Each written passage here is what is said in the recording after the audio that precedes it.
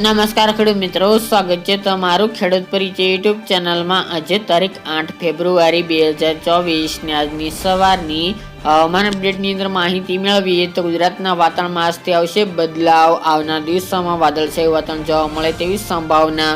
તો શું ગુજરાતની અંદર માવઠાના વરસાદની શક્યતા છે કે નહીં તેની અપડેટ મેળવીશું। સાથે જ એક western disturbance back to back જોવા મળશે તેની અપડેટ મેળવીશું।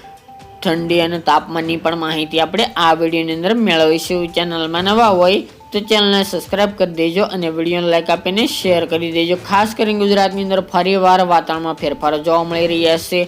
આજથી ગુજરાતના મોટાભાગના વિસ્તારની અંદર ફરીવાર વાતાવરણમાં પલટો જોવા મળશે, જેથી વાદળછાયું વાતાવરણ જોવા મળી શકે છે।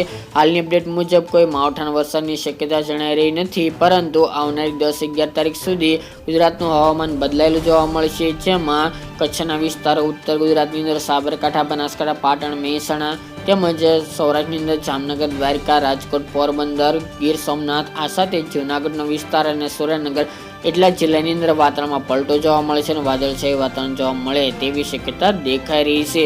ત્યારબાદ આવનારા 3 દિવસ દરમિયાન ગુજરાતના અનેક વિસ્તારની અંદર હળવાથી સામાન્ય વાદળછાયું વાતાવરણ જોવા મળે તેવી શક્યતા રહેલી છે। હાલની અપડેટ મુજબ કોઈ માવઠું પડે તેવી શક્યતા ખૂબ ઓછી જોવા મળી રહી છે।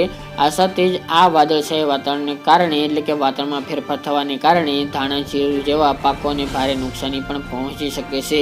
હાલની અપડેટ મુજબ 13 તારીખ દરમિયાન ફરીવાર એક વેસ્ટર્ન ડિસ્ટર્બન્સ આવી રહી છે, ત્યારે 13, 14 અને 15 તારીખ દરમિયાન ફરીવાર વાતાવરણમાં પલટો આવે અને વાદળછાયું વાતાવરણ, ઘાટા વાદળો બને તેવી પણ શક્યતા દેખાઈ રહી છે। તેની અપડેટ પણ આપણે આવનાર દિવસોમાં જણાવીશું, પરંતુ ખાસ કરીને ગુજરાતની અંદર આવનાર 3 દિવસ આજથી વાતાવરણમાં પલટો જોવા મળશે અને મોટાભાગના વિસ્તારની અંદર ઘાટા વાદળો જોવા મળે તેવી શક્યતા રહેલી છે। તે ઉપરાંત વાત કરીએ તો મિત્રો, તાપમાન અને ઠંડીની ખાસ કરીને અત્યારે શિયાળો પૂરો થવાના આરે પહોંચી ગયો છે, એવામાં ફરીવાર ઠંડીનું જોર થોડું જોવા મળી રહ્યું છે। ફરી તાપમાન નીચું આવી રહ્યું છે। હજુ તાપમાન 2 થી 3 ડિગ્રી મોટાભાગના વિસ્તારની અંદર નીચે પહોંચી ગયું છે। બપોર દરમિયાનનું હોય કે પછી રાત્રિ દરમિયાન તાપમાન નીચે નોર્મલ કરતાં નીચે પહોંચી ગયું છે। રાતની અપડેટ મુજબ ઉત્તર ગુજરાત અને કચ્છના વિસ્તારની અંદર જ્યારે ફરીવાર શિયાળાની ઋતુની અનુભૂતિ જોવા મળી રહી છે, જ્યારે અન્ય વિસ્તારની અંદર તાપમાન નોર્મલ ચાલી રહ્યું છે। ખાસ કરીને હજુ આવનારી 13 તારીખ સુધી ઉત્તર ગુજરાત અને કચ્છમાં 10 થી લઈને 13 ડિગ્રી સેલ્સિયસ સુધી નીચું તાપમાન રહેવાની સંભાવના છે, જેમાં સાબરકાંઠા, બનાસકાંઠા, પાટણ, મહેસાણા, અરવલ્લી એ જિલ્લાઓ, કચ્છના તમામ વિસ્તારો એ વિસ્તારની અંદર 10 થી 13 ડિગ્રી તાપમાન જોવા મળશે, જ્યારે સૌરાષ્ટ્રની અંદર તમામ જિલ્લાઓની અંદર ખાસ કરીને તાપમાન 15 થી 17-18 ડિગ્રી જોવા મળશે। અમદાવાદ, ગાંધીનગર તેમજ પૂર્વની અંદર દાહોદ, ગોધરા, અરવલ્લી, પંચમહાલ, છોટાઉદેપુર, વડોદરા જેવા જિલ્લાઓની અંદર તાપમાન 14 થી લઈને 18 ડિગ્રી વચ્ચે ચાલે છે। દક્ષિણ ગુજરાતની અંદર પણ તાપમાન 15 થી 20 ડિગ્રી જોવા મળે રાત્રિની તેવી એક શક્યતા રહેલી છે। જ્યારે બપોર દરમિયાનના મહત્તમ તાપમાનની વાત કરીએ તો તેમાં પણ 2 થી 3 ડિગ્રીનો ઘટાડો જોવા મળી રહ્યો છે। આવનાર 3-4 દિવસ એવી જ રીતે તાપમાન ઘટેલું જોવા મળશે। જે બપોર દરમિયાન ગરમી જોવા મળી રહી હતી તેમાં થોડી રાહત જોવા મળે તેવી શક્યતા હાલ તો જોવા મળી રહી છે।